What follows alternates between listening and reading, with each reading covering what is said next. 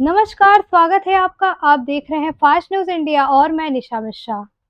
खबर है वाराणसी जिले से, जहां अस्पताल सेवाग्राम किराकतपुर के लोहता वाराणसी और hospital doctor R S.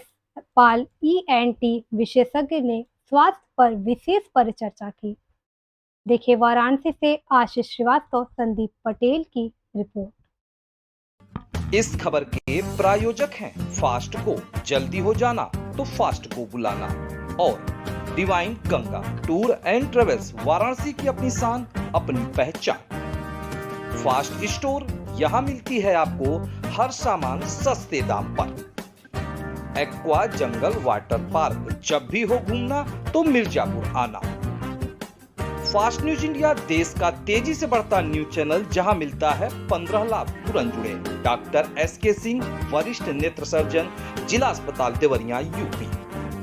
Hotel paradise residency, यहाँ मिलती है हर सुख सुविधाएं। और Manju nursing home, doctor BP Singh, Varanasi का उत्तम अस्पताल। और नारायण दास सर्राफ, यहाँ मिलती है ज्वेलरी की उत्तम वैरायटी। एक बार अवश्य आए। मैं आशीष श्रीवास्तव, फास्ट न्यूज़ इंडिया। और हम लोग का जो हेल्थ सेगमेंट, जो कि हम लोग का हर हफ्ते का एक सप्ताह में होता है, एक हेल्थ विशेषज्ञ से बातें, तो इस बार हम लोग पहुंचे हुए हैं डॉक्टर आर.एस. पाल के पास, जो कि अस्पताल सेवाग्राम किराकतपुर लोहता में पड़ता है। और डॉक्टर साहब से हम जानेंगे कि किस तरीके से वो ईएनटी विशेषज्ञ हैं और किस तरीके से गला, नाक, कान इफेक्टेड होता है और उसको कैसे एक जनरल तरीके से ठीक किया जा सकता है। तो सबसे पहले हम डॉक्टर साहब से बात करेंगे और डॉक्टर साहब से जानेंगे। डॉक्टर साहब अपना परिचय दें, फिर उसके बाद जो हमारा सवाल शुरू होता है। मैं डॉक्टर आर.एस. पाल, अधिष्ठाता अस्पताल सेवाग्राम किराकतपुर लोहता वाराणसी का निवासी, जहाँ पे हम बैठे हुए हैं। हम नाक कान गले के विशेषज्ञ सर्जन के रूप में यहाँ काम करते हैं। और बाकी आप सवाल जिस हिसाब से करेंगे जवाब देंगे फिर हम। डॉक्टर साहब, सबसे पहली बात तो जो हमारे व्यूवर्स हैं और एक लेहमैन को अगर देख लिया जाए तो ये होता है कि वो समझ नहीं पाता कि गला, नाक, कान की समस्या क्या है। क्योंकि नाक की समस्या को अगर देखा जाए तो कान से भी इफेक्टेड है, वो गला से भी है। तो इसको थोड़ा सा कैसे आप डिफाइन करते हैं? एक्चुअली नाक कान गला सेगमेंट पूरा अंदरूनी एक तरफ से जुड़ा हुआ है और इसमें अधिसंख्य जो बीमारियां हैं 70% के लगभग ये एलर्जी के मैनिफेस्टेशन से होती हैं। और बाकी रही बात कान की, तो इसमें इन्फेक्शन जो बाहरी प्रदूषण के वजह से भी इन्फेक्शन होता है कान में। कई बार ट्रामा के वजह से पर्दे वगैरह फट जाते हैं, उसमें इन्फेक्शन होता है। और सर्दी जुकाम के बराबर रहने से, बिगड़ जाने से, कान के पर्दों के फट जाने से इन्फेक्शन होता है, जो कान को बहना, ओटोरिया उसको बोलते हैं हम लोग भाषा में। तो कान के पर्दे के फट जाने के वजह से जो इन्फेक्शन होते रहते हैं, बराबर फट के बहता रहता है कान। और बाद में जब सड़ते सड़ते संबंधित हड्डियां भी गल जाती हैं, अंदर का मस्टोइड वगैरह, तो फिर ये गंभीर रूप धारण कर लेता है। कई बार तो मेनिंजाइटिस होने की वजह से लोगों की मौत भी हो जाती है। तो इसको प्रॉपर केयर कर लेने से शुरू में अगर हम लोगों के पास कोई परेशानी लेके आ जाता है तो आराम से बिल्कुल ठीक हो जाता है ये। और बाद में जब परेशानी ज़्यादा बढ़ जाती है तो भी ऑपरेटिव प्रोसीजर्स भी करने पड़ते हैं। और बाकी अगर एकदम बिल्कुल इलाज ना हो तो फिर जान ही रहे हैं क्या होता है। डॉक्टर साहब, सबसे पहले आपने बोला कान पे, तो कान से ही हम शुरू करते हैं। कितने डेसिबल तक हमारा एक आइडियल साउंड है? अगर उससे ऊपर हम जा रहे हैं तो हम उसको ध्वनि प्रदूषण के रूप में भी ले सकते हैं, जो कि अब काफी प्रतिबंधित भी हो रहा है। डेसिबल तो बताने के लिए हर चीज आदमी को समझ में नहीं आएगी कि कितने डेसिबल में क्या है, याद तो रहेगा नहीं किसी को। बात सुनिए ऐसा कि जो साउंड आदमी को इरिटेट कर दे वो फिर खतरनाक है। जो साउंड बिल्कुल आराम से आदमी बर्दाश्त कर लेता है वो नेचुरल डेसिबल उसको बोल लीजिए कायदे से। और जो बर्दाश्त नहीं, वो नेचुरल डेसिबल उसको बोल लीजिए कायदे से। और जो बर्दाश्त नहीं कर पाता है, इरिटेट कर देता है, तो वो उसको दिक्कत करती है चीज़ें। और रही बात बहुत ज़्यादा अगर कोई प्रेशर में साउंड आता है, जैसे ब्लास्ट इंजरी हो जाती है, तो अंदर डिस्टर्बेंस हो जाता है। कान में कई बार पर्दे फट भी जाते हैं। कई बार जैसे बैरोट्रामेटिक परफोरेशन हो जाता है, चोट लग गई, इससे फट जाता है, तो वो तो ट्रामेटिक चीज़ है। लेकिन जहाँ साउंड की बात है तो साउंड उतना ही जितना आपको इरिटेट न करे वो बर्दाश्त करने लायक होता है। इरिटेट करने लगे तो फिर वो साउंड खतरनाक होता है किसी भी स्तर हाँ, किसी भी स्तर पे जाके। हाँ, डॉक्टर साहब, यहाँ पे अगर हम देखें, अगर इरिटेट कर रहा है, जैसे कोई मुझे हॉर्न जो होता है, आजकल प्रेशर हॉर्न पे सरकार भी रोक लगा रही है कि अब वो हॉर्न यूज नहीं होगा। लेकिन अगर इसके एवज में बच्चे को देखें, क्योंकि हमारे साउंड की जो क्षमता होगी सुनने की वो अलग होगी, बच्चे की अंडर अगर 12 ले ले तो इसकी अलग होगी। तो क्या ऐसा नहीं है कि ऐसा नहीं, आप बच्चे हों या बूढ़े हों, सुनने की अपनी अगर नॉर्मल ईयर है आपका, जो सो बाहर की जो फ्रिक्वेंसी है आवाज की, वो सबके लिए नॉर्मल है, उसमें कोई अलग से बच्चे बूढ़े का कोई डिफ्रेंसिएशन नहीं किया जा सकता है अलग से। डॉक्टर साहब, कान के जो कि हम सुन नहीं पाते, जिसको हम बहरापन, अगर अपने जनरल लैंग्वेज में अगर हम बात करें तो बहरापन होगा, तो क्या इसमें आजकल हर कोई ईयरफोन, वॉइस इतनी तेज, या तो वो कहाँ तक प्रभावित है? असल में क्या है कि जिस तरीके से नेचुरल तरीके से हम लोग सुनते आए हैं, समझते आए हैं, वो चीज़ें पुरानी ही बेहतरीन है। कान का इस्तेमाल, कान में अगर कुछ लगा के सुनने का अगर आदत डालेंगे ज़्यादा, तो नेचुरल उसकी जो प्राकृतिक परिस्थिति है वो प्रभावित होनी है। साउंड जो बाहर से हमेशा से आप सुनते आए हैं वो नेचुरल है, जैसे रेडियो का गाना सुनते हैं, टीवी का गाना सुनते हैं बाहर से दूर से, वो तो ठीक बात है, लेकिन बराबर उसको टेप करके सुनेंगे तो फिर दिक्कत होती है, उसमें वैसा नहीं होना चाहिए। क्या ये भी देखा जाए तो बहरेपन का एक कारण है? बिल्कुल हो सकता है, जब आप रेगुलर उसको आदत में डाल लेंगे तो जो नेचुरल फ्रिक्वेंसी सुनने की पर्दों की आदत है उसमें जाके आप व्यतिरेक पैदा कर रहे हैं, तो उसकी नेचुरलिटी गायब होगी तो दिक्कत करेगा वो चीज़। अच्छा डॉक्टर साहब, इसी से संबंधित एक सवाल और भी है कि जो मोबाइल पे आजकल लोग अगर ईयरफोन को हटा दे तो मोबाइल, ज़्यादातर सब कुछ तो अब तो मोबाइल पूरी दुनिया हाथ में ही है, तो मोबाइल पे लगभग एक आइडियल अगर देखा जाए समय, टाइम, तो कितने देर तक आदमी फ़ोन से बात करता रहे तो हमारे शरीर पे कहीं भी हो वो प्रभावित नहीं कर सकता? एक्चुअली क्या, जैसे आप फोन आया आपका, क्या अगर वो 20 मिनट तक लगातार सुनते रहेंगे तो पर्दे को नेचुरल इरिटेशन मिलेगा, उसको शांति कुछ देर के लिए चाहिए ना जी। तो 1-2 मिनट 4 मिनट की बात करके ख़त्म करिए, ठीक है। अब घंटों आप लगे रहेंगे तो प्रॉब्लम होगी उसमें। जो दूसरा सवाल है डॉक्टर साहब कि ये कान का रोग जो है वो गले को कैसे प्रभावित करता है, और कहाँ तक इसको हम जो है एक जनरली भाषा में कहे तो समझ सकते हैं? गले से एक ट्यूब होती है, स्टिचिंग ट्यूब जिसको बोलते हैं, वो बीच वाले कान, मिडिल ईयर में जाके खुलती है। कान 3 भाग में होता है, यहाँ से बाहर से लेके देखेंगे तो पर्दे तक बाहरी, फिर बीच वाला कान जो स्टिचिंग ट्यूब से जुड़ा होता है, इसके बाद फिर मिडिल ईयर जो ब्रेन का कान होता है, 3 है। तो गले का संबंध स्टिचिंग ट्यूब के थ्रू मिडिल ईयर से होता है, जो पर्दे से और ब्रेन के पोजीशन से ढका रहता है। तो मिडिल ईयर, एक्सटर्नल ईयर और इनर ईयर, 3 कान होता है आपके पास। तो जो इन्फेक्शन ज़्यादा जाते हैं, अगर पर्दा ठीक है तो कान के जरिए स्टिचिंग ट्यूब के थ्रू इन्फेक्शन जाता है और वहाँ मिडिल ईयर में सूजन पैदा करके फिर पर्दे को फाड़ के बाहर से आना शुरू कर देता है, जो कि हम मवाद के रूप में या फिर कान बहना, chronic separative otitis media, CSOM बोलते हैं उसको मेडिकल की भाषा में। तो डॉक्टर साहब, ये गला जो हो गया, कान से जुड़ गया, नाक से कैसे जुड़ा है? नाक का रास्ता जैसे आप ऐसे लेते हैं तो एक जगह जाके चीज निकलती है ना गले में, आपको ओनोजो फायरिंग्स बोलते हैं।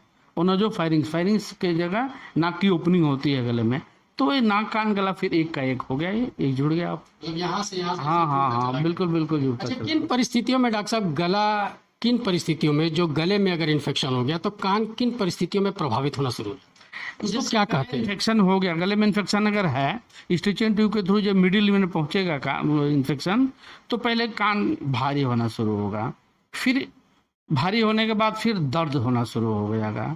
इसके बाद दर्द को अगर अवॉइड करेंगे तो फिर इसका मतलब वो पर्दे को फिर दिक्कत करते हुए पर्दे को फाड़ के बाहर निकलना शुरू हो जाएगा। इसी को कान का बहना कहते हैं। अगर मैं बहरा हो गया, अगर मैं जन्मजात बहरा नहीं हूँ डॉक्टर साहब, अगर मैं बहरा हो गया या जिसकी लापरवाही की वजह से, तो क्या हमारी फिर से साउंड वापस आ सकती है? हाँ, अगर पर्दे में सुराख को सही टिम्पैनोप्लास्टी के जरिए, ऑपरेशन एक होता है टिम्पैनोप्लास्टी, कर दिया जाए तो कान का पर्दा ठीक होने के बाद आपकी आवाज़ बिल्कुल बेहतर होगी। और अंदर जो है हड्डियां होती हैं कान को सुनाई देने के लिए जो जिम्मेदार होती हैं, जो ब्रेन की नसों को जोड़ती हैं, तो अगर वो सब सड़ने गलने से बची हुई तो सुनाई देना बेहतर हो जाएगा, 99.9% तक आप सुन सकते हैं।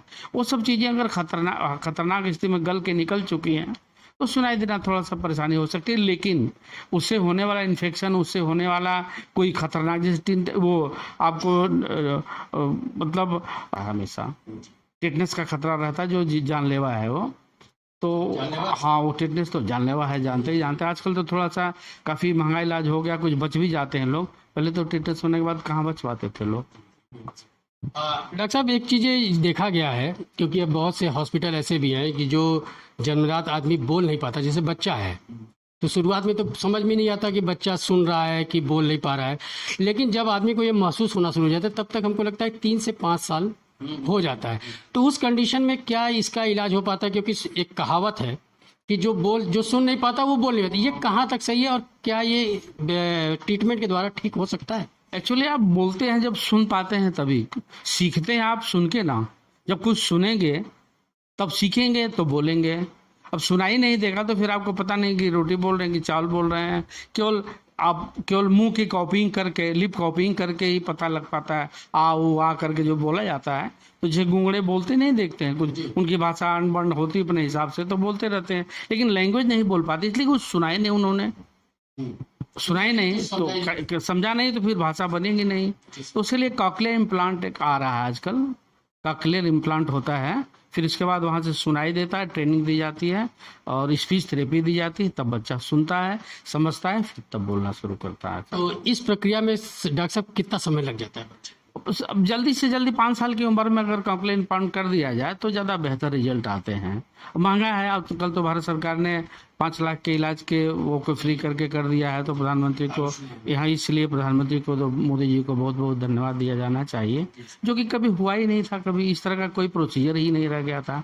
अब उनके राज में ऐसी बातें हुई हैं तो ये संभव हो चुका है। 5 लाख 7 लाख रुपए तक खर्च होता है और वो बड़ी जगहों पे जैसे BHU में, IMS में है, प्रोफेसर राजेश कुमार वगैरह करते हैं, और वहाँ भी पता किया जा सकता है, GPGI वगैरह में भी है, एम्स में भी व्यवस्था होनी ही चाहिए, होगा भी ऐसा, कॉकलियर इम्प्लांट बोलते हैं उसको। लेकिन डॉक्टर साहब, अगर हम उसमें देखें, अगर मान लीजिए किसी की एज 30 पहुंच गई हो और ये ट्रीटमेंट उसको न पता रहा हो, तो क्या 30 साल के एज में भी ये थेरेपी सक्सेस हो सकती है? इसलिए क्या, उम्र जब बढ़ जाती है तो साइकोलॉजी भी आदमी की दूसरी हो जाती है।